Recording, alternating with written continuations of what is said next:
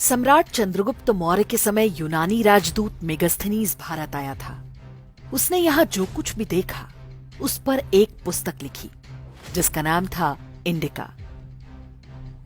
Megasthenes Bharat को देखकर आश्चर्यचकित था।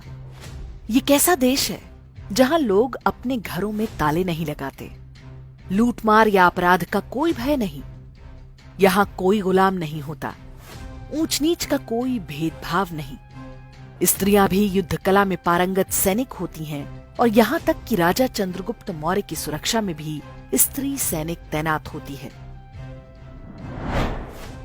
मेगस्थनीज के लेखन को प्राचीन भारत का सबसे प्रामाणिक वर्णन माना जाता है। वो आज से लगभग 2300-2400 वर्ष पहले की बात थी। वो सनातन मूल्यों वाला युग था।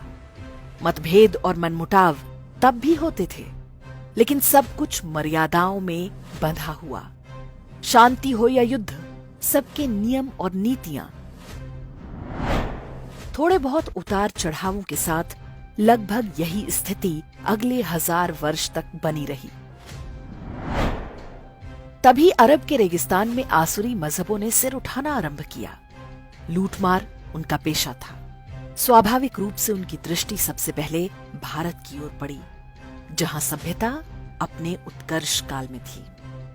भारतीय समाज में हर वो विशेषता थी जो आज की शासन व्यवस्थाओं के लिए एक कल्पना मात्र है।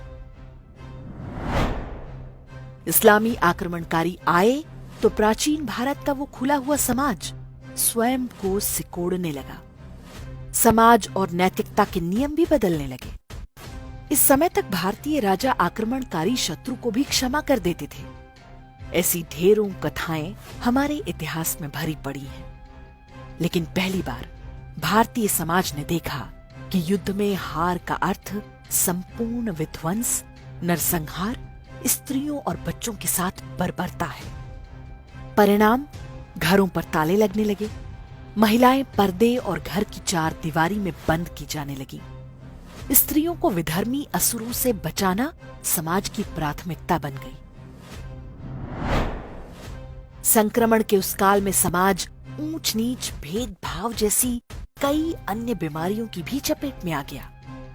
मेगस्थनीज ने जैसा भारत देखा था वो 1000 वर्ष की परतंत्रता में बुरी तरह से छिन्न भिन्न हो गया।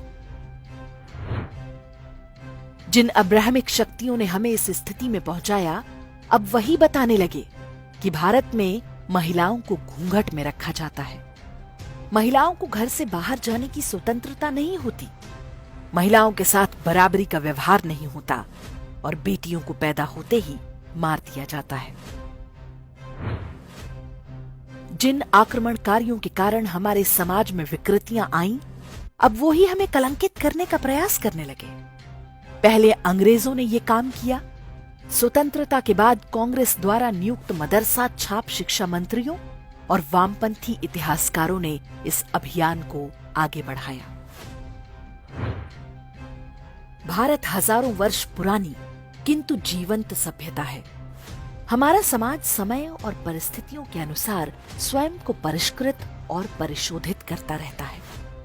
हम अब्राहमिक मजहबों की तरह किसी आसमानी किताब के गुलाम नहीं हैं। परतंत्रता के काल में भारतीय समाज और धर्म में जो विकृतियां आईं, उनमें से कई समाप्त हो चुकी हैं।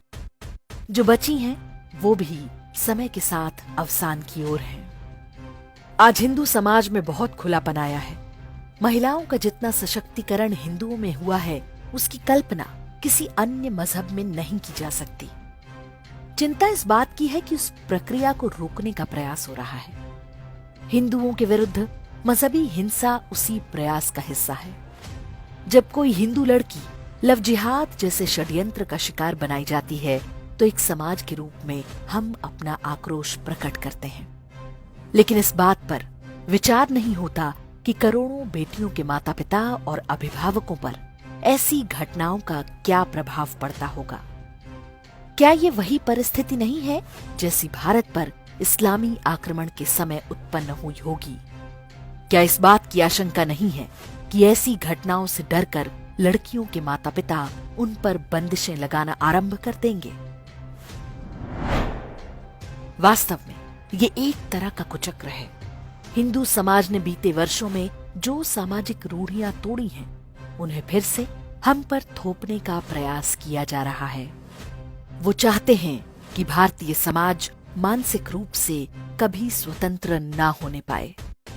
हिंदू स्त्रियों के विरुद्ध संगठित अपराध इसी उद्देश्य से हो रहे हैं। आक्रमणकारी मजहब इस बार अधिक शक्तिशाली है, क्योंकि इस बार उनका गठबंधन वामपंथ के साथ है। एक समाज के रूप में यह हमारे अस्तित्व का प्रश्न है।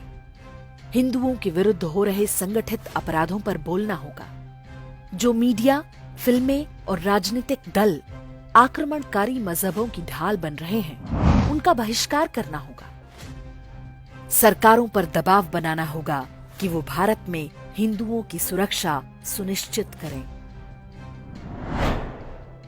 भारत हिंदू राष्ट्र है, हिंदू बहुसंख्यक हैं।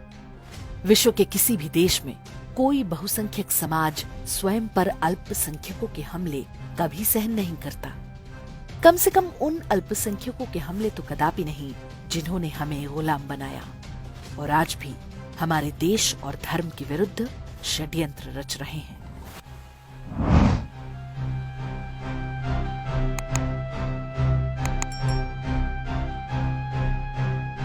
इंडेक्स ऑनलाइन के वीडियो समाज को समर्पित हैं। आप इनको डाउनलोड करके जैसे चाहे वैसे प्रयोग कर सकते हैं। चाहे तो आप हमारे टेलीग्राम चैनल से जुड़ सकते हैं। वहां सारे नए पुराने वीडियो आपको मिल जाएंगे। हमारे सोशल मीडिया लिंक हर वीडियो के डिस्क्रिप्शन में होते हैं। हमारा एकमात्र उद्देश्य हिंदू समाज को जागृत और एकजुट करना है। इसमें सहभागी बने। धन्यवाद।